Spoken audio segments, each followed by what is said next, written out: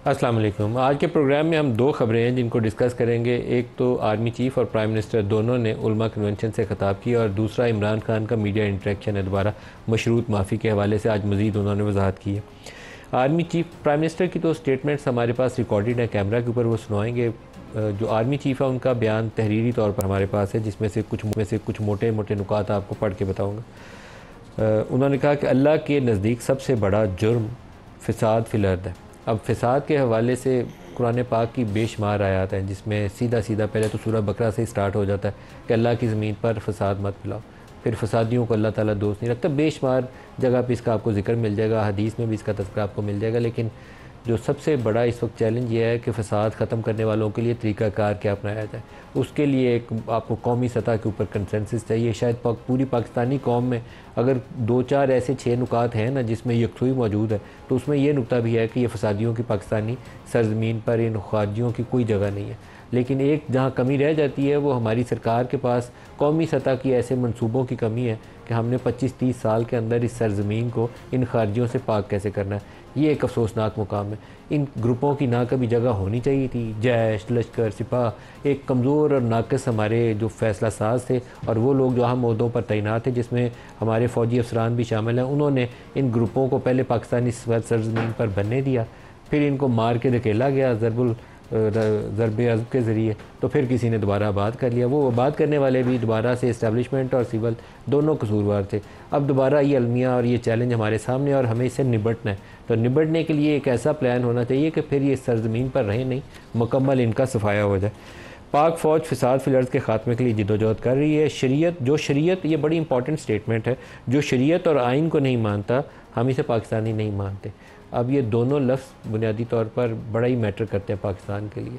जो शरीयत को नहीं मानता उसको भी पाकिस्तानी नहीं होना चाहिए, और जो आइन नहीं मानता उसको भी पाकिस्तानी नहीं होना चाहिए। तो फिर आइन तोड़ने के लिए कुछ सज़ाओं का तसव्वुर है। अगर हम उसको फॉलो करना शुरू कर दें तो शायद मुल्क वैसे ही ठीक होना शुरू हो जाए।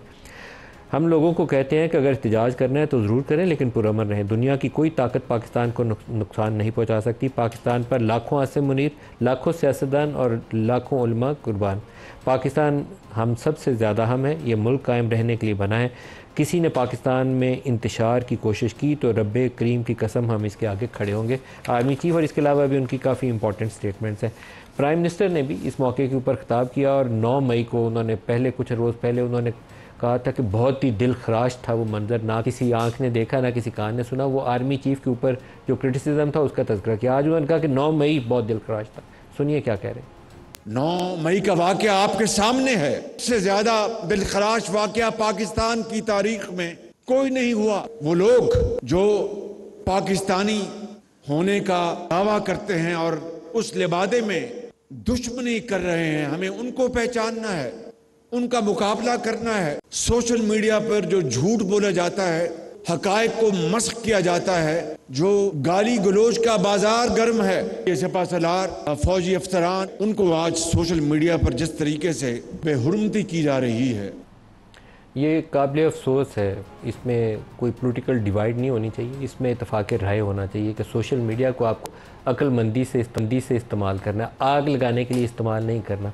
हमारे माजी में ऐसी मिसालें मौजूद हैं कि पाकिस्तान तहरीक इंसाफ के लिए एक मीडिया सेल बनाया गया था और उस मीडिया सेल के अंदर काम करने वालों की तरबियत गाह कहाँ थी। मैं उन सारे लोगों का नाम लूँ तो मुझे नोटिस आ जाएगा, मैं नाम नहीं ले सकता, लेकिन बुनियादें हमने ख़ुद खोखली अपनी की हैं। उन लोगों को, यूट्यूबर्स को जिनको बाद में उठाया गया, उनको तरबियत किसने फ़राहम की थी। तो हमें कुछ गलतियों से अपनी इस्लाह करनी चाहिए, लेकिन फिर भी ये जस्टिफिकेशन नहीं होगी कि आर्मी चीफ़ या उसकी फ़ैमिली या फ़ौज के अफसरान या उसकी फ़ैमिली या प्राइम मिनिस्टर या उसकी फ़ैमिली या सुप्रीम कोर्ट के जजेज़ या उसकी फ़ैमिली या मीडिया के लोग, ख़वातीन एंकर्स जिनके मतलब जो कुछ बोला जाता है उसके लिए जो अल्फाज इस्तेमाल किए जाते हैं, ये जस्टिफाइबल नहीं है। और अगर इस तरह का इंतशार फैलाया जाए कि किसी को इंसाइट किया जाए कि आर्मी चीफ़ के ख़िलाफ़ फ़ौज के लोगों को इंसाइट किया जाए, तो वो मुल्क तोड़ने या मुल्क दुश्मनी के मुतरादिफ है। उसकी कोई जस्टिफिकेशन नहीं है। मैं कोई जवाब नहीं दे सकता इसका कि इसके लिए गुंजाइश मौजूद है। तो इसके लिए सियासी जमातें भी लाहे अमल बनाएँ और हमारे इदारे भी लाहे अमल बनाएँ।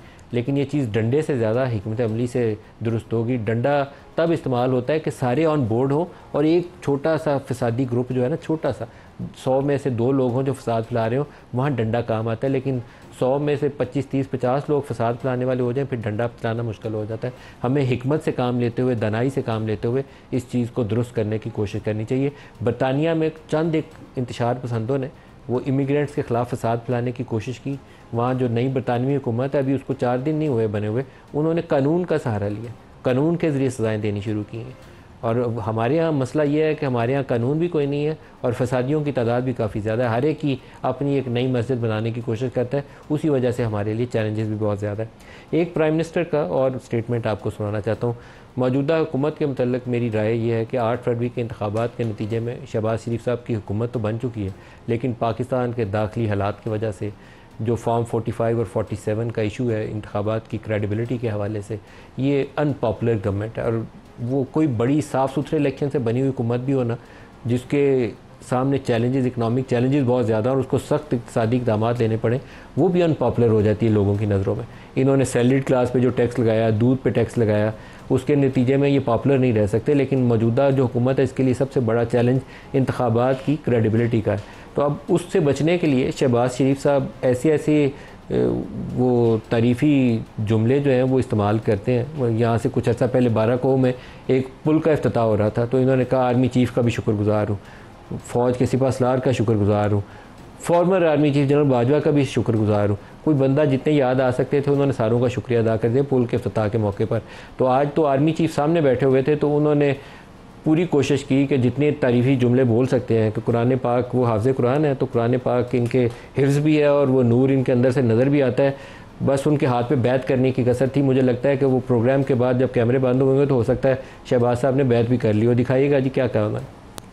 जितना तावन सियासी हुकूमत और आइनी इदारों के दरमियान आज है, शायद इतना तावन पहले उसका मुशाहिदा पहले नहीं किया था। आइंदा के लिए एक रोल मॉडल है सिपाहसलार। कुरान के न सिर्फ वो हाफिज हैं, बल्कि आपने खुद देखा कि कुरान करीम का नूर न सिर्फ उनके दिमाग और दिल में रचा बसा है। यहाँ पर बैठे ये सिपाहसलार, ये सामने बैठे जो फौजी अफसरान, दहशत गर्दी के खात्मे के लिए उन्होंने बड़ी बड़ी अजीम कुर्बानियां दी हैं। ये हमारी सियासी हुकूमत और हमारे इदारे सिपाहसलार पूरी तरह यकसू हैं, यकजहां दो कालिब की तरह। तो यही वो तरीका है कि पाकिस्तान को इन मुश्किलात से निजात दिलवाई जा सकती है।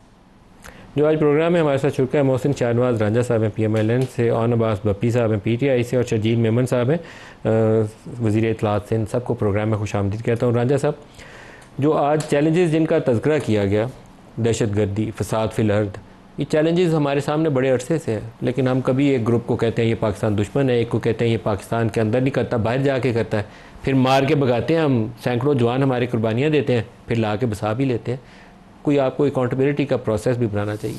देखिए, जो आप माजी में पाकिस्तान की जो तारीख़ रही है और जो ऑपरेशंस और हमारे ख़ास तौर पे क्रॉस द बॉर्डर जो अफ़गानिस्तान के हालात रहे, उनका काफ़ी असर पाकिस्तान के ऊपर नज़र भी आया, कई सालों से देख रहे हैं। और फिर जब भी वहाँ पर कोई इस तरह के मामलात शुरू होते हैं तो उसके असरात पाकिस्तान में नज़र आते हैं। और जब हमारे जवान और ख़ास तौर पे हमारे जो KPK का जो हमारा एरिया है, वो फ्रंटियर प्रोविंस है हमारा, वहाँ पर आपको ये ज़्यादा चीज़ें नज़र आती हैं। और वहाँ पे उनका जो एक नज़रिया है और जो बेसिकली वो नज़रियात को उभार के लोगों को कायल करते हैं और फिर एक निज़ाम की बात करते हैं, उसके ख़िलाफ़ पाक फ़ौज ने और मुख्तलिफ़ हुकूमतों ने कुर्बानियाँ भी बहुत दी हैं और शहादतें भी दी हैं, सियासी शहादतें भी हुई हैं, फ़ौज की भी शहादतें हुई हैं, बल्कि ऑल वॉक्स ऑफ लाइफ के तमाम लोगों ने शहादतें दी हैं। और ये एक शहादतें देने के बाद उनको दोबारा अंदर क्यों आने दिया, ये मैं उसी तरफ आता हूँ जी। अब अगर वो लोग यहाँ पर अंदर आ गए तो उनको ज़रूर ये देखें कि ये जो पीछे से सारा कुछ हमने ख़ुद एक सफ़र किया, एक पूरी बुनियाद बनाई, बुनियाद बनाने के बाद दोबारा उन लोगों को वापस ले आया गया और आज फिर वो हालात वहाँ पर लेकर चले गए हैं जहाँ पर आज से 10-15 साल पहले जब हमने ज़रब अज़ब से पहले के जो हालात थे वहाँ पर वापस पहुँच गए। तो इसके जो भी जिम्मेदार है, ख़ास तौर पर तहरीक इंसाफ के दौर में, ये सिर्फ तहरीक इंसाफ में, उस वक्त की मिलिट्री इस्टेब्लिशमेंट के लोगों को आपको पूछना पड़ेगा। हाँ, वो हुकूमत उनकी थी, तो ज़ाहिर है जमहूरी हुकूमत को पहला सवाल होता है, इस्टेब्लिशमेंट को दूसरा सवाल होगा। उस वक्त की ख्याल में कोई आपकी हुकूमत इस काबिल है कि जेलों में बंद किसी मतलूब दहशतगर्द को छोड़ दे, एस्टेब्लिशमेंट की मर्जी के बगैर नहीं कर सकते? नहीं कर सकते, इसमें तो कोई शक नहीं कि जाहिर ऐसे लोग जो इस पे ऑनेस्टली दिल बड़ा करके सारों को ये सोचे बगैर कि किस इदारे से किसका ताल्लुक है, दिल बड़ा करके कुछ लोगों की सजा और जजा का मेरा ये ख्याल है कि जी इसके ऊपर जो APC है वो ज़रूर होनी चाहिए और दोबारा तो करें APC आपकी तो, और APC की बात भी हुई है। और लेकिन जो गंडापुर साहब के जो KPK के वज़ीर आला साहब की तरफ से रिस्पांस आता है डिफरेंट इश्यूज़ पे जो नेशनल इश्यूज़ हैं वो बड़ा अफसोसनाक होता है। तो उसकी वजह से ये चीज़ें जो है डिले का शिकार हो रही हैं। फिर वहाँ पर जो वाक़यात माजी में उसमें जो गवर्नमेंट का जो रिस्पांस नज़र आया है, जब भी वहाँ पर दहशतगर्दी और इस तरह के मामला हुए तो प्रोविंशियल गवर्नमेंट की तरफ से जो रिस्पांस आया वो भी बड़ा डिसअपॉइंटिंग। मेमन साहब से पूछ रहे हैं, मेमन साहब जो दहशतगर्दी है वो पाकिस्तान के लिए एक रियल चैलेंज है और हमेशा से मौजूद है पिछले तवील अरसे से, लेकिन हम इससे आंखें बंद कर लेते हैं वक्तन फ़वक्तन। हमें एक दफ़ा इसको ख़त्म करना पड़ेगा। इसके लिए आपको दिल बड़ा करके एक बड़ा ऑपरेशन इस तरीके से करना पड़ेगा कि वो कहते हैं ना वाइप आउट करें ये टेररिस्ट जितनी आर्म्ड आउटफिट्स हैं, मुसल्लह जितने जत्थे हैं इस सरजमीन से, उनका मुकम्मल सफाया करना पड़ेगा। क्या करें उसके लिए? बिस्मिल्लाहिर्रहमानिर्रहीम। शुक्रिया नदीम मलिक साहब। मैं समझता हूँ कि जो दहशतगर्दी की आप बात करें, दहशतगर्दी के ख़िलाफ़ अगर कोई वाहिद जमात पाकिस्तान में जो बहुत वोकल रही है और जिसने बहुत ही क्लियर स्टांस रखा है वो पाकिस्तान पीपल्स पार्टी है। आपको याद होगा कि जब मोहतरमा बेनज़ीर भुट्टो शहीद साहबा 2007 में पाकिस्तान में आई थी, तब उन्होंने पहली बात ही ये कही थी, जब उनका आखिरी जो उनकी स्पीच थी रावलपिंडी वाली, तो उन्होंने स्वात की बात की थी कि जी स्वात में जो है वो पाकिस्तान का झंडा हम दोबारा लहराएंगे और दहशतगर्दी से इस मुल्क को पाक करेंगे। फिर जब पाकिस्तान पीपल्स पार्टी की हुकूमत 2008 में आई और प्रेसिडेंट आसिफ अली ज़रदारी साहब सदर बने, तो आपको स्वात का ऑपरेशन भी याद होगा कि उस ऑपरेशन के बाद कोई 25 लाख अफराद जो है वो वहाँ से जो है वो माइग्रेट करके चले गए थे। फिर उनको उसी तरीके से वापस लेके आना और पूरा रिफॉर्म्स के जो काम थे वो पाकिस्तान पीपल्स पार्टी गवर्नमेंट ने किए थे। चेयरमैन बिलावल भुट्टो ज़रदारी साहब की बहुत ही क्लियर स्पीचेस और बहुत ही क्लियर स्टांस उन्होंने जो है वो टेररिज्म के खिलाफ दिए। तो पीपल्स पार्टी सर आपकी तो क्लैरिटी के आपकी क्लैरिटी के होने के बावजूद पाकिस्तान से दहशतगर्दी क्यों नहीं खत्म हुई? 2008 से 13 तक आपकी हुकूमत थी, मोहतरमा के ऊपर पहले सानिया कारसाज में अटैक हुआ, फिर उसके बाद पिंडी में उनकी शहादत हुई। पाकिस्तान की तारीख का अफसोसनाक तरीन एक वाक़या है, लेकिन आपकी हुकूमत आज तक मुझे पूरी तहकीक करके ये नहीं बता पाई कि पाकिस्तान की साबिक वज़ीर आज़म को, एक बड़ी लीडर को मारने वाला कौन था। पूरे उनके सारे लोगों को आपने सजाएं दी कि नहीं दी? सानिया कारसाज के पीछे मनसूबा साज कौन थे? क्या आपने उन 250 लोगों को शहीद करने वालों के सारे ग्रोह का सफाया किया? वो जत्था किधर है? देखिए मैं आपको अर्ज़ करना चाह रहा था कि जब ये कारसाज वाला सानिया हुआ था, कारसाज वाले सानिया के शवाहिद मिटा दिए गए थे इमीडिएटली। उस वक्त पाकिस्तान पीपल्स पार्टी की हुकूमत नहीं थी और मोहतरमा बेनज़ीर भुट्टो साहबा की शहादत हुई, उसमें भी शवाहिद जो हैं वो ज़ाय किए गए, धो दिए गए। उस वक्त भी पाकिस्तान पीपल्स पार्टी की हुकूमत नहीं थी। और अगर इस दहशतगर्दी का पाकिस्तान में कोई सबसे बड़ा शिकार हुआ है तो वो पाकिस्तान पीपल्स पार्टी हुई है, जिसने अपनी अजीम कायद 8 से 13 तक आपकी हुकूमत थी सर। इससे ज़्यादा कोई अच्छा मौका मिल सकता है किसी पार्टी को? उसकी लीडर को शहीद किया जाए और उसको 5 साल की हुकूमत मिले। सदर भी आपका, नदीम साहब भी आपका। मैं वही अर्ज़ कर रहा हूँ। तो ये तो सवाल पीपल्स पार्टी ने की जो हुकूमत थी उसने जो शवाहिद अवेलेबल थे उस वक्त, और स्कॉटलैंड यार्ड तक को भी पाकिस्तान पीपल्स पार्टी की हुकूमत ने यहाँ पे बुलाया था। और फिर उसके बाद जो भी शवाहिद हुए थे उसके बाद वो केस चल रहा है। और केस आज दिन तक अनफॉर्चुनेटली इस मुल्क में आप देखते हैं कि बहुत सारे केसेस आपको नज़र आते हैं सुप्रीम कोर्ट में या दीगर कोर्ट्स में, जो कि डे टू डे चल रहे हैं और बहुत जल्दी फैसले आ रहे हैं, लोगों की जमानतें भी हो रही हैं। लेकिन पाकिस्तान पीपल्स पार्टी के लिए इंसाफ का तो कोई दरवाज़ा ही नहीं है कि आज भी जो है वो पिंडी की कोर्ट में मोहतरमा बेनज़ीर भुट्टो साहबा की शहादत का केस चल रहा है, लेकिन अदालतें 6-6 माह में एक डेट देती हैं। इसी तरीके से शहीद जुल्फ़िकार अली भुट्टो साहब का केस जो था वो भी सुप्रीम कोर्ट में कितने सालों के बाद आया वो भी आपको पता है। मोहतरमा आसिफ अली ज़रदारी साहब ने बगैर कन्विक्शन के 12 साल सजा जो है वो जेल काटी है बगैर किसी कन्विक्शन के। उसके बाद भी उनको इंसाफ कितनी देर के बाद मिला है। तो यहाँ पे तो लोगों को भी साल भी नहीं हुआ, उनकी जमानतें भी हो रही है, उनके केसेस रैपिडली चल रहे हैं। तो ये तो शिकवा ही पाकिस्तान पीपल्स पार्टी का है कि जो भी पिंडी में कोर्ट में इस वक्त केस चल रहा है मोहतरमा बेनज़ीर भुट्टो साहबा की शहादत का और जो दहशतगर्दी के हमले का, तो उसको केसेस उनको क्या इस तरह जो एक अजीम तरीन लीडर पाकिस्तान की उसके केसेस के लिए भी जो है अदालत के पास टाइम नहीं है। तो ये सारी चीज़ें तो ये जो हमारा शिकवा जो आप हमसे कर रहे हैं ये हम सबसे कर रहे हैं। और मैं फिर वही बोल रहा हूँ कि क्लियर इंस्टांस आप मतलब पूरे आर्काइव में जाके देख लें, क्लियर इंस्टांस। बप्पी साहब को भी प्रोग्राम दहशतगर्दी के खिलाफ, बप्पी साहब जो ज़र्ब-ए-अज़्ब ऑपरेशन था वो शायद पाकिस्तान के अंदर लोगों को, इंटरनली डिस्प्लेस लोगों को मेरे ख्याल में हमने बड़ी मुश्किल में डाला था, और इस ऑपरेशन के नतीजे में फिर हमने सिर्फ उनको तसल्ली ये दी कि हमने ऑपरेशन इसलिए कर रहे हैं, आपको बेघर इसलिए कर रहे हैं कि आपके इलाकों में मुकम्मल अमन आ जाए, ये लोग जो खून रेजी में मुलव्वस हैं इनका खात्मा कर दिया जाए। ऑपरेशन किया गया, उनको दोबारा बसाया भी गया, उनको लोगों को हमने बहुत दुखें भी दी। उन सारों से हमें शुक्रगुजार होना चाहिए कि उन्होंने पाकिस्तान के लॉ इन्फोर्समेंट के इदारों से ताउन किया। अब हमने उनको दोबारा अपने घरों में आने के लिए दरवाजे खोल के बात कर लिया हुआ है। आपकी हुकूमत थी, आप लोग कसूरवार हैं, क्या किया जाए इसका? देखें मलिक साहब, ये जो इंटरनल ऑपरेशंस होते हैं ना, ये बड़ा कॉम्प्लिकेटेड काम होता है। जहाँ भी जब हमारी हुकूमत थी, आपको याद हो खान साहब के टाइम के ऊपर ना एक ऑपरेशन स्टार्ट होने जा रहा, तो खान साहब ने कहा था कि तालिबान के हवाले से उस वक्त जब ये तालिबान हुकूमत आ रही थी और अशरफ गनी की हुकूमत जा रही, तो खान साहब ने कहा था कि ये जो बॉर्डर के इशूज़ है ना, सबसे पहले बैठ के यहाँ के मशहरीन से बात की जाए, यहाँ के जिरगों से बात की जाए। लोकल इन्वॉल्वमेंट के बगैर दुनिया में कोई ऑपरेशन कामयाब नहीं हो सकता। पिछले आप अगर 2 महीनों में देख लें, फैज़ाबाद से बन्नू तक और बन्नू से गवादर तक 3 जगह पे इश्यूज़ बने हैं डिफरेंट किस्म के। बलोच यकजहती काउंसिल का इशू था, बन्नू में एक और इशू था, फैज़ाबाद में एक और इशू था। तीनों की सेटलमेंट करने में आपके पास हुकूमतें क्यों फेल हुई? उसकी वजह जहां आपके पास पॉलिटिकल सर्टिनिटी ना हो, पॉलिटिकल सही वो ऐसी हुकूमतें ना हो जो ट्रू रिप्रेजेंटेशन हो, वहाँ पे चीज़ें फ़ौज या कहीं भी आपकी अस्करी इदारे ये चीज़ों को रिजॉल्व नहीं कर सकते। There has to be a civilian setup जिस पे लोगों से बात करने का, उनके साथ सेटल करने का। ऑपरेशन फ़ौज करती है, फिर वो चली जाती है। सवात में ऑपरेशन का मेमन साहब ने कहा ऑपरेशन हो गया, उसके बाद जो सेटलमेंट का काम था वो लोकल जिरगों का काम था, वहाँ के मशहरीन का काम था कि वो उसको सेटल करे, सूबाई हुकूमतों का काम था। इशूज़ ये बनता है कि एक दफ़ा जब ऑपरेशन हो जाता है उसके बाद जो है ना, जो हमारी सूबाई हुकूमत है वो उसमें इंटरफेयर नहीं करती। अब मैं आपको ये बलोच वाला जो यकजहती काउंसिल का इशू, सर आपकी तीसरी हुकूमत है बलोचिस्तान में जाने से पहले, तो मुझे KPK के मुतालिक बताएं ना, आपकी तीसरी हुकूमत है इस वक्त PTI की, और सबसे ज़्यादा जो इस वक्त ख़तरनाक सूरत हाल है वो आपके KP के अंदर है। आप बन्नू ले लें, लक्की मरवत ले लें, सारे एडजॉइनिंग एरियाज़ ले लें, आपकी वहाँ लॉ इन्फोर्समेंट अब एग्जिस्ट नहीं करती। तो आप लोग रिस्पॉन्सिबल हैं, इसके आपको जिम्मेदार ठहराया जाना चाहिए, और उन लोगों को भी जिम्मेदार आपकी हुकूमत के ठहराना चाहिए जिन्होंने प्रेसिडेंशियल पार्डन अवार्ड करके लोगों को जेलों से रिहा किया, जिन्होंने अफगानिस्तान को से लोगों को ला के यहाँ बात किया। आपके लोगों की अकाउंटेबिलिटी होनी चाहिए इसके ऊपर।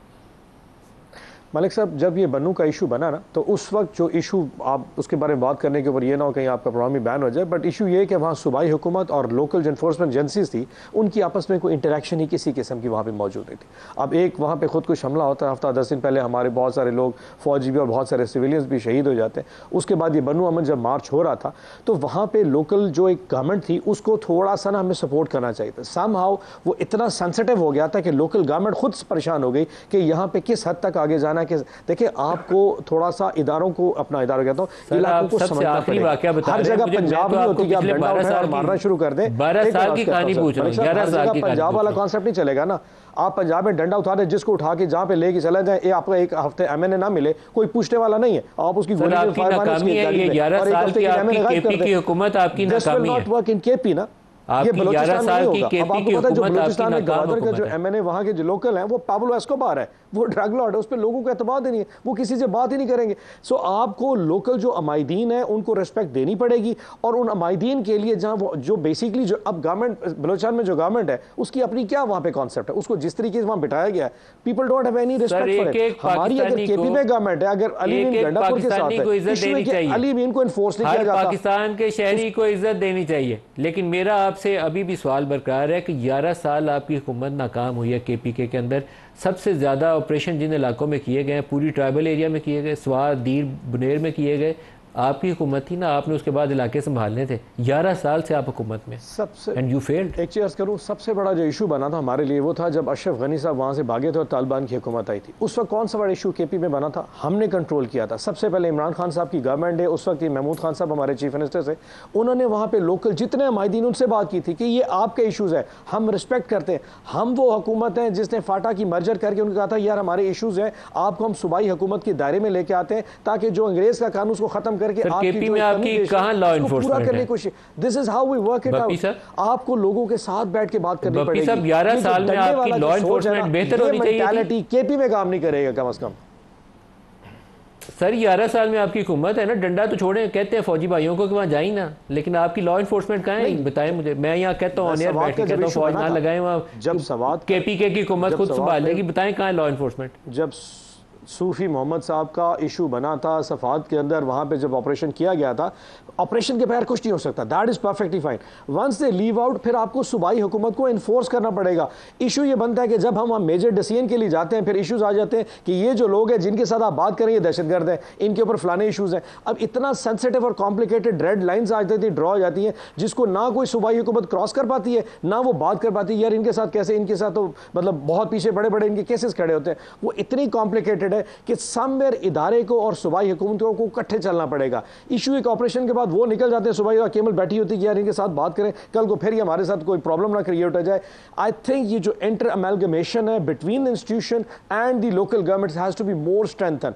Somehow it didn't work. वो वहाँ किसी और की पॉलिटिकल गवर्नमेंट आ जाती है, फेडरेशन में उनकी जो है ना वो किसी और के साथ सेटलमेंट। अब KP में गवर्नमेंट हमारी है, सूबे में किसी और की हुकूमत नहीं, सूबे से आप ही की हुकूमत है। एक ब्रेक आ गया जी, करीब ब्रेक लेगा।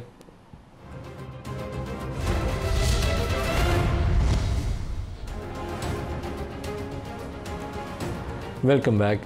गुज़श्ता रोज़ इमरान ने मशरूत माफ़ी का तज़किरा किया था कि CCTV फुटेजेस लाइव हैं, उनके लोग अगर अंदर मुलव्वस हुए तो वो माफ़ी मांगेंगे और पार्टी के वो लोग जो मुख्तलिफ़ इदारों या GHQ या कोर कमांडर हाउस या ऐसी इमारत के ऊपर हमलों में मुलव्वस हुए उनको पार्टी से निकालेंगे भी और सज़ा भी दिलवाएंगे। आज उन्होंने दोबारा मीडिया इंटरेक्शन किया जिसमें उन्होंने कहा कि ये तासुर गलत है कि मैंने गैर मशरूत माफ़ी मांगी। हमने गुज़श्ता रोज़ भी तज़किरा किया था कि मशरूत का लफ्ज़ है कि मशरूत माफ़ी है, गैर मशरूत नहीं है। आगे चल के वो कहते हैं कि जितने मुकदमात बनाने हैं बना लें, कोई डील नहीं करूँगा। 9 मई की फुटेजेस में हमारे लोग सामने आए तो माफ़ी मांग लूँगा। आज दोबारा उस मशरूत माफ़ी का तज़किरा है कि हमारे लोग हुए तो फिर माफ़ी मांग लूँगा। मैं सिर्फ पाकिस्तान के लिए बात करने का कह रहा हूँ। आर्मी चीफ़ को सिर्फ गैर सियासी होने का कहा था, आइन की हदूद में रहे। आज आर्मी चीफ़ ने भी आइन का जिक्र किया, लेट्स सी क्या बनता है। मैंने न्यूट्रल का नहीं कहा, न्यूट्रल तो सिर्फ जानवर होता है, क्योंकि इस बात के ऊपर इनका काफ़ी मजाक उड़ाया गया था तो आज वो ख़ुद उसके ऊपर मजाक करते रहे। मैं क्या पागल हूँ कि अपने लोगों को फ़ौज के ऊपर हमला करने का कहूँगा? पुरअमन एहतजाज करना हमारा हक़ है। मैंने सबको पुरअमन एहतजाज करने का कहा था। मैंने कहा था कि जब मुझे पकड़ लें तो GHQ के सामने पुरअमन एहतजाज करना है। राजा साहब, ये माफ़ी नहीं माफ़ी मशरूत ये क्या बनने जा रहा है? देखिए खान साहब का ये पुराना एक वतीरा रहा है कि एक कदम आगे और 2 पीछे, एक कदम आगे 2 पीछे। और ये अपनी स्ट्रैटेजी जो होती है ना, ये हर रोज़ चेंज करते हैं, इनकी सियासी स्ट्रैटेजी जो है। और जिस तरह वो वाकई मुल्क को भी वो क्रिकेट के मैदान की तरह पाकिस्तान की सियासत को भी उसी तरीके से लेके जाया जा रहा है, जहाँ पे बैट्समैन का टेम्परामेंट देखा जाता है वहाँ पे उसके मुताबिक फील्डिंग लगाती है, फिर जैसे वो चीज़ फिर नई फील्डिंग। इसका मतलब है कोई एक जो परमानेंट पॉलिसी या एक परमानेंट टेम्परामेंट या एक संजीदगी जो तबीयत में वो नहीं है। अच्छा, दूसरी बात जहाँ तक ये है कि ये एडमिशन है जो वो कहते हैं ना कि मैंने कहा था कि पीसफुल। देखिए हम रोज़ इस तरह की कई मुकदमात फौजदारी के हमारे नज़रों से गुज़रते हैं कि एक आदमी लोगों को कहता है कि इस दुकान के आगे ना आपने एहतजाज करना है, और एहतजाज के दौरान उस दुकान में आग लग जाती है। तो जो बंदा एहतजाज की कॉल दे रहा होता है, मैं आपको सेशन कोर्ट्स के फ़ैसले भरे पड़े, ये प्रोवोकेशन इस्टेब्लिश्ड है, ये प्रोवोक किया गया ना। आपको पता है कि मॉब जो है, आप मैं कोई भी पाकिस्तानी, हम जहाँ पे भी देखेंगे, इंग्लैंड में भी, लंदन में भी जो वहाँ पे राइट्स हो रहे हैं UK में, वहाँ पे मॉब की तो कोई रिस्पॉन्सिबिलिटी नहीं ले सकता। सियासतदान ने कभी मॉब को लीड नहीं किया। कभी भी आप देखेंगे कि कोई पॉलिटिशियन मॉब को लीड नहीं करेगा, क्योंकि उसको पता है कि मॉब जो है वो कुछ भी कर सकता है और उसकी रिस्पॉन्सिबिलिटी वो नहीं उठा सकता। He created that. उनको GHQ लेके गए, वहाँ पे कहा कि आपने जाना है, एहतजाज करना है, बस। उसके बाद अगर नवाज शरीफ जब 13 जुलाई को लैंड किए थे 2018 में पाकिस्तान, और अगर शहबाज शरीफ की जो रैली थी वो कैंट में से गुजरती, सीधी सी बात है, हम कोई शहबाज साहब समझदार आदमी, उन्होंने एडवांस में डील की हुई थी। देखिए मैं जाऊंगा ही नहीं एयरपोर्ट, वो हमें समझ आ रही थी बात। वो वापस मॉडल टाउन चले गए थे, हम एयरपोर्ट जाके बैठे हुए थे कि शहबाज साहब ने रैली लेके आना। अगर हम कैंट में से गुजरते तो यकीन करें ये ऐसे कोई नताइज मिलते जुलते आ सकते थे। नहीं आने थे सर, क्या कहते हैं। लेकिन शहबाज साहब को उस वक्त आज थी वो शेरवानी सलाह के चीफ मिनिस्टर की आस में बैठे हुए थे कि मुझे पंजाब की हुकूमत मिलेगी। एक सेंसिबल चीज़, ठीक है, गो मैं तो उस चीज़ के, मैं तो एयरपोर्ट पे पहुंचने के हक में था, मैं इस फैसले के हक में नहीं सर। था। मैं एयरपोर्ट पहुंच गया था अपनी गाड़ी में, मेरा प्रोड्यूसर साथ अभी भी बैठा हुआ है, हम सारे वहाँ बैठे इंतजार करते रहे। हमारी गाड़ी के भी शीशे वगैरह टूटे, सब कुछ हुआ, हमारी कोई गाड़ी का शीशा नहीं टूटा, किसी ने पत्थर नहीं मारा। आप पहले चले गए थे ना, आपको कौन रोकेगा? रोकना तो नहीं हमें था। मुझे अनीफ अब्बासी को, यार सादिक साहब को, तारिक फजल चौधरी को उन्होंने रोक के एयरपोर्ट के करीब। लेकिन एनीवे हमें भी पता था आपकी उस स्ट्रेटजी से दो तरीके निकलते हैं कि या फिर डील कर लेते शहबाज शरीफ की तरह, तो या फिर वो अदारों के ऊपर जाके वो ना करते, अदारों पे जाके तोड़ फोड़ ना करते, कॉल ऐसी ना शजील मेमन साहब जिसकी रिस्पॉन्सिबिलिटी नहीं उठाई जा सकती। क्या इमरान को मशरूत माफी मिलनी चाहिए या नहीं मिलनी चाहिए?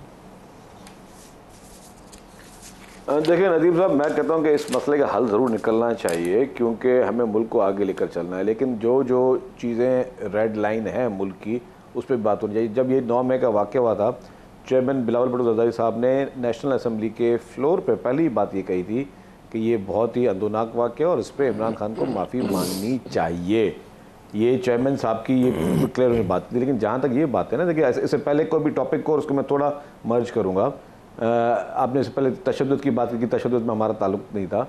जब कोर्ट के ऑर्डर पे पंजाब की पुलिस गिरफ्तार करने इमरान खान साहब को मॉडल टाउन गई थी, तो इमरान खान साहब के घर के अंदर से पेट्रोल बम पुलिस पे किसने फेंके?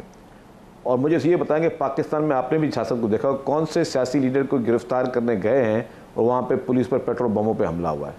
तो ये टॉलरेंस और नॉन टॉलरेंस, जब उन्होंने मीडिया इंटरेक्शन किया ना मेमन साहब, तो उन्होंने कहा कि हमने किसी फौजी इमारत के ऊपर पेट्रोल बम नहीं इस्तेमाल किए। उन्होंने कहा वो जुबान पार्क में इस्तेमाल हुए थे। तो इमरान खान पता नहीं किस जहन में थे, लेकिन कल उन्होंने मीडिया से अपनी बातों में ये तज़किरा किया। मैं वही अच्छा मैं अर्ज कर लूँ कि जमान पार्क में से पुलिस पर पेट्रोल बम के हमले, मुझे बताएं, चाहे पुलिस हो, फौज हो, FC हो या ट्रैफिक पुलिस हो, क्या ये सब हमारे लिए, या कोई आम इंसान भी हो, क्या आम इंसान की ज़िंदगी हमारे लिए अहम है या नहीं है? ये सोचना चाहिए। अगर आपको गिरफ्तार करना है, आप पॉलिटिक्स करें, आपको आप अपने दिस इज नॉट एक्सेप्टेबल। कल भी वो मीडिया वालों को कहते रहे पेट्रोल बम कौन सा मुश्किल होता है, कहते हैं पेट्रोल उसमें डालें बोतल में, ऊपर वो कपड़ा लगाएं और फेंक दें आग लगा के, तो बस ये पेट्रोल बम होता है। तो वो मतलब ये इसको इतना उन्हें गैर संजीदा नहीं लेना चाहिए, ये एक्ट ऑफ टेरर में आता है, ये इसको अवॉइड करना चाहिए। नदीम साहब, आप बताएंगे कि आप किसी भी मुल्क के किसी पॉलिटिकल लीडर के मुंह से इस तरह की गुफ्तगू एक्सपेक्ट करते हैं? मैं नहीं समझता कि कोई ये कह सकता कि पेट्रोल बम से पता नहीं किसी की जान जा सकती है। मतलब ये एक ना समझ आने वाली बात। खैर, उसके अलावा जहाँ तक माफ़ी है इसकी बात है, ये अजीब जेल है जहाँ पे उनके इंटरव्यूज़ भी छप रहे हैं, गैर मुल्की जरीदों पे भी जा रहे हैं, डेली स्टेटमेंट्स भी आ रहे हैं और डेली मीडिया इंटरेक्शन भी हो रही है। तो मैं समझता हूँ कि खैर खान साहब को बहुत ज़्यादा ही लिवरेज है, लेकिन इस मसले का हल होना चाहिए। हम चाहते हैं कि हल हो, लेकिन उन सारी चीज़ों का आपने हिसाब देना होगा जो आपने 9 मई को अंदोनाक वाक़यात किए हैं। आपने इस मुल्क की इमलाक को नुकसान पहुँचाया, आपने मुल्क के इदारों को नुकसान पहुँचाने की कोशिश की है, और आपने जो भी गुनाह किए हैं उसकी आप माफ़ी मांगें या उसका तदारुक करें, या उसको जो भी आपने उसका अकाउंटेबिलिटी का जो एक फेज़ है उससे आप गुजरें। लेकिन मैं समझता हूँ इसको हल होना चाहिए, हम इस मुल्क को आगे जाना चाहिए। बप्पी साहब से पूछते, बप्पी साहब क्या जो शजील मेमन साहब कह रहे हैं कि इमरान खान माफ़ी मांग लें, तो फिर उसको माफ़ी कर दें ताकि मसले का हल निकला? देखें मलिक साहब, बड़ा क्लियरिटी से खान साहब ने कहा, और मेरे ख्याल मेमन साहब ने शायद उस बात को समझ नहीं पाए। उन्होंने कहा जी मैं माफ़ी मांगूंगा, अगर मेरी गलती है या मेरी पार्टी के जिन लोगों की गलती है इसमें, हम माफ़ी मांग लेंगे। लेकिन अगर गलती नहीं है तो फिर क्या वो लोग भी माफ़ी मांगेंगे? क्या आप लोग भी माफ़ी मांगेंगे? क्या मेमन साहब या शाहनवाज राजा साहब, इनकी पार्टी के लोग या इनकी हुकूमत लोग माफ़ी मांगेंगे? देखिए वेरी फ्रैंकली, जो कुछ खान साहब के साथ हुआ था 9 मई वाले दिन, कॉलर से पकड़ के एक शख्स को, और ये कोई आम ताम शख्स नहीं था, दुनिया का एक एक्लेम शख्स था, कॉलर से पकड़ के आपने डाले में जाके उठा फेंका। व्हाट डू यू एक्सपेक्ट कि आप इस हरकत पर माफ़ी मांगेंगे? जब जुडिशल कॉम्प्लेक्स में गए थे और वहाँ पर जिस किस्म के मामला होने लगे, जो वहाँ पे उनके साथ होने लगा था, अगर आप CCTV फुटेज वहाँ दिखा दें जो उनके साथ हुआ, क्या उस पर भी आप माफ़ी मांगेंगे? एक शख्स को गोली लगी वज़ीराबाद में, आज तक वो FIR दर्ज नहीं करा सका कि अपनी मर्जी की, क्या इस पर भी माफ़ी मांगी जाएगी? एक शख्स जिसको आपने जेल में रखा, उसकी बीवी पे आपने गंदा बेहुदा जैसा इद्दत जैसा केस बना दिया, क्या इस हरकत पर भी माफ़ी मांगेंगे? आपको लोग चाहिए, 102 लोग आपके मिलिट्री ट्रायल में पड़े, 1 साल पर उस पर स्टे दे दिया, भाई केस चलाएं, उसका फैसला करें, इससे ज़्यादा तो उनकी सज़ा नहीं बनती, वो फारिग आ चुके हैं, चलाएं ना, क्यों नहीं नहीं चला रहे। आपने लोगों की चादर चार दीवारी पे अमाल की है, आपने हज़ारों हमारी खवातीन उठा ली है, पंजाब से उठा के ले गए। आप इस बात पे भी माफ़ी मांगेंगे? हम माफ़ी मांगने को तैयार है, आप भी दिल बड़ा करें ना। फिर जो पाकिस्तान में 8 फरवरी की शाम को जिस तरह हमारा मैंडेट चोरी करके इन लोगों को नाफिज किया गया है इस पूरी कौम के ऊपर, इस पर भी कोई माफ़ी मांगेगा? नहीं सर, नहीं। आप हमसे माफ़ी मंगा लें, क्योंकि पाकिस्तान की अवाम की सारी इस माफ़ी से जुड़ चुकी हैं। मैं कहना ये चाह रहा हूँ कि सर सारी पाकिस्तान की तकलीफें इमरान खान से जुड़ गई हैं सर, एक माफ़ी से सर। मेमन साहब। अच्छा मैं जी ऑन साहब की बहुत रेस्पेक्ट करता हूँ, अच्छे शख्स हैं। जो उन्होंने बात की ना, देखें ये सारी चीज़ें उन्होंने मिसाल दे दी, लेकिन पेट्रोल पंप का जिक्र नहीं किया कि पुलिस पर पेट्रोल पंप फेंके गए, जिसको बकौल आपके खान साहब खुद उसको एडमिट भी कर रहे हैं। तो क्या इस पर भी माफ़ी नहीं मांगनी चाहिए उन्होंने? या उनके दौरे हुकूमत में जिस तरह उनके मुखालफिन को सिर्फ जो टॉक शो में उनके खिलाफ बात करता था, उनको नैब के केसेस में गिरफ्तार किया जाता था, उस पर भी इमरान खान साहब माफ़ी नहीं मांगेंगे? जैसे राना सनाउल्लाह साहब को हीरोइन के केस में जाली मुकदमे में उन्होंने गिरफ्तार किया और उसको फिर आगे डिफेंड इनके सारे फेडरल मिनिस्टर करते गए, उस पर भी माफ़ी नहीं मांगेंगे? मोहतरमा फरयाल तारपुर साहबा को ईद की रात को वो कस्टडी में आपके पास हॉस्पिटल में, वहाँ से घसीट के जेल भेजा गया, क्या उस पर भी इमरान खान साहब माफ़ी नहीं मांगेंगे? इस तरीके से बेशतर मिसालें देखता हूँ कि इनके दौर में जिस तरीके से चुन चुन कर जो कोई सहाफ़ियों पे हमले किए गए, जो सोशल मीडिया पे इनके खिलाफ बात करता था उनको गिरफ्तार किया जाता था, जिस तरह के काले कवानीन लाए गए, या जिस तरीके से पाकिस्तान के अवाम को के मैंडेट को बिल्डोज किया गया और जिस तरीके से मर्जी के फैसले किए गए, अक्सरियत ना होने के बावजूद असेंबली से बिल पास कराए जाते थे, जिसकी खान साहब जिक्र भी करते थे कि जी हाँ मैं उस मेरे पास अक्सर नहीं होती, मैं तो इदारों को बोलता था कि जी मुझे मेरी मदद करें। इस पर क्या खान साहब माफ़ी मांगेंगे? या खान साहब माफ़ी मांगेंगे जिस तरीके से सेनेट के इलेक्शन में धांधली करवा के उस दौर में अपने हुकूमत में, और जिस तरीके से जो जीते हुए शख्स थे उनको हरा के, और मुजफ्फर शाह साहब के जो फैसले आए थे उस पर क्या माफ़ी मांगे? इस तरह तो पूरी तफसील, एक पूरी लंबी फहरिस्त दे सकता हूँ कि खान साहब को किस चीज़ पर माफ़ी मांगनी चाहिए। एक रिस्पॉन्ड करना चाहूँगा मलिक साहब, अगर आप इजाज़त देते हो। सिर्फ मलिक साहब बात बड़ी जी कह लें बपी साहब, फिर रांझा साहब से भी जवाब। हमारे साथ हुआ तो हमारे साथ तो हमने कहा जी माफ़ी मांगे। मुर्तज़ा भुट्टो साहब शहीद हो गए कराची में, इनकी हुकूमत है, आज तक इन्होंने नाम बताया कि किसने उनको शहीद किया? पूछे उनसे, जाके मांगे ना कि जी फलाने शख्स तुम माफ़ी मांगो क्योंकि मुर्तज़ा भुट्टो शहीद हुए, बेनज़ीर भुट्टो साहिबा शहीद हुई, आज तक इन्होंने नाम करके जी तुम लोगों ने बेनज़ीर भुट्टो को शहीद किया, आओ माफ़ी मांगे। अगर फरियाल तारपुर साहिबा को जिन लोगों ने उठाया था, हिम्मत करें ना, गैरत करें, जाके बताएं कि फरियाल तारपुर को किसके कहने पर किसने उठाया था। हम तो नाम लेके कह रहे हैं हमारे साथ, इसके लिए बहादुरी चाहिए, इसके लिए थोड़ी गैरत चाहिए। मेमन साहब नाम बताएं कि किसने उठाया था, मरियम बीबी के कमरे में कौन गए थे वहां पे कराची में, राना सनाउल्लाह पे पर्चा किसने बनाया था, जाके नाम ले। हम तो कह रहे हैं कि हमारे साथ जो हुआ, हम तो कह रहे हैं आप भी हिम्मत करें सर। एक इनका पीटीआई का जो सबसे बड़ा माइंडसेट बन चुका है ना, ये गलती करके कहते हैं कि हमारे पास ब्लैंक चेक है, हम रांझा साहब जवाब दे रहे हैं, हमारे पास ब्लैंक चेक है, हम जो मर्जी भले कर लें, हम उससे मुबर्रा हैं। कोई दूसरा जो है छोटी सी गलती कर ले, उसको उसका जवाब देना चाहिए। हाँ मैं तोशाखाना से चोरी डकैती करूं, मुझे अगले दिन एक चीफ सेक्रेटरी इनके मिले, उन्होंने मुझे खुद बताया, जो इनके दौर में चीफ सेक्रेटरी थे इमरान खान, उनको चेंज किया था, उन्होंने मुझे बताया कि मैंने इमरान को जाके खुद कहा कि बुज़दार करप्शन कर रहे, गोगी बुशरा बेगम ये करप्शन कर रहे, इनको रोको। इमरान ने मुझे खुद कहा कि यार छोटी मोटी चोरी कर रहे हैं ना, कोई बड़ी चोरी तो नहीं। अब ये इस तरह के इनका माइंडसेट है कि पेट्रोल बम वाली बातें, सारा गैर कानूनी काम करना, जो कुछ तबाही कर दें पाकिस्तान की, ये समझते हैं बड़े ऑनरेबल तरीके से, जी हमने तो कर सकते हैं, इनको कोई परवाह नहीं है, दे आर आंसरेबल बिफोर। ये कौन होते हैं सीसीटीवी की फुटेज मांगने वाले? ये मुल्जिम है, मुल्जिम जाएगा अदालत में, जवाब देगा जब इसके ऊपर केस चलेगा। ये कोई सीसीटीवी की फुटेज जज मांगेगा, इमरान खान नहीं मांगेगा, वो कोई अदालत या कोई निज़ाम नहीं है। ये इस मुल्क का जो निज़ाम इन्होंने बेड़ा गर्क तबाही की है ना, डी चौक से शुरू करके 2013 में से उनको लाने वालों ने जिस मुल्क की तबाही, डी चौक में किसने बिठाया था? डी चौक में आपको पता है उस जी पाशा फैज अमीद ये सब लोग शामिल थे, और ज़हीरुल इस्लाम साहब ये सब लोग शामिल थे। अब ये तबाही, ये फ्रेम ऑफ माइंड आज ये 9 मई जो था, ये 9 मई किसका रिजल्ट है? ये 9 मई उसी चीज़ का रिजल्ट है। और किसके ऊपर गिरा है ये 9 मई? ये फौज के ऊपर गिरा है। अब फौज को ये समझना चाहिए बड़ा क्लैरिटी के साथ कि जो लोग हैं उनको सजाएं दें। लेकिन जिसने ये प्लान किया था पीटीवी स्टेशन पे चढ़ जाओ, पार्लियामेंट पे चढ़ जाओ, नवाज शरीफ को गिरबान से पकड़ के खींच लाओ, तो फिर उसका नतीजा ये निकलना था ना, किसी ने प्लान किया था नहीं। बिल्कुल, मैं तो कह रहा हूं, देखिए अगर हम उसी वक्त पार्लियामेंट पे जब हमला हुआ था, अगर उस दिन फुल स्टॉप लगा लिया जाता और सजाएं दी जाती, साकिब निसार साहब सुप्रीम कोर्ट में बैठ के उनको फैसिलिटेट ना करते, उस वक्त के जो जुडिशरी में जजेस बैठे हुए थे उनको फैसिलिटेट ना करते तो आज पाकिस्तान ये पाकिस्तान नहीं होना। नहीं 9 मई भी ना होता, मतलब 9 मई भी ना होता, जीएचक्यू पे या कोर्ट मांडरा होता, कोई ना ये जाता। जमहूरियत इस मुल्क का पूरा सिस्टम तबाह बर्बाद करके आज देखिए राजा साहब नहीं, पहले मेमन साहब जवाब देंगे जी। मेमन साहब पहले। मेमन साहब। मैं जी जी जी जी मेरे भाई ने बात की थी, चाहे मुर्तज़ा भुट्टो को शहीद किया गया हो, जुल्फ़िकार अली भुट्टो को शहीद किया गया हो, मोहतरमा बेनज़ीर भुट्टो साहबा को शहीद किया गया हो, या शाहनवाज भुट्टो को शहीद किया गया हो, पीपल्स पार्टी ने हमेशा चीज़ें अदालतों पे हमने छोड़ी हुई हैं और अदालतों से हमें इंसाफ मिलना है।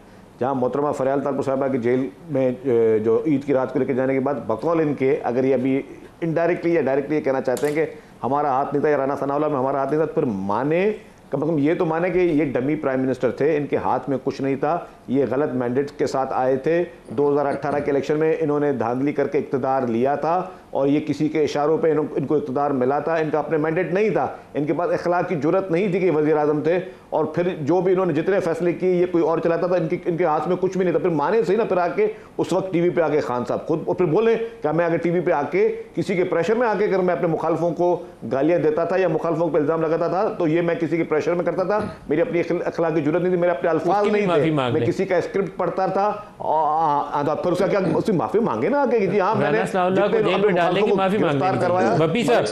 मलिक साहब सबसे मांगे जी, खुर्शीद शाह साहब को गिरफ्तार करवाया आपने, स्पीकर सिंध असेंबली को आगा सिराज दुरानी साहब इस्लामाबाद में उसको गिरफ्तार किया गया, पूरी पीपल्स पार्टी की लीडर आसिफ अली जरदारी साहब को गिरफ्तार कराया गया, और उस वक्त आके एक एक चीज को पीटीआई और इमरान खान साहब खुद आगे बोलते, फिर आके माफी मांगे और बोले कि मैं बप्पी साहब टाइम थोड़ा रह गया सर, बप्पी साहब से भी जवाब। बप्पी साहब बड़ा सिंपल सा फार्मूला बताता हूँ, अगर मेरी पार्टी के किसी लीडर की तरह शहादत होती ना, मुर्तज़ा भुट्टो, शाहनवाज भुट्टो, बेनज़ीर भुट्टो या बाकी भी जितना, यकीन करें मैं उनको उस कैफरे किरदार तक पहुंचा के आता। मेरे में इतनी इखलाकी जुर्रत होती कि मैं जमहूरियत खप्पे के नाम के ऊपर कि सिर्फ मेरी सिंध में हुकूमत रह जाए उस चक्कर में नाम नहीं लूंगा, मैं कभी भी ना करता। वो कौमें जो गैरत के साथ खड़ी होती हैं, जो जमातें जो गैरत के साथ खड़ी होती हैं, वो ही एक्सपोज करती हैं। माजरत के साथ इस पे मुझे आपसे शदीद इख्तिलाफ है।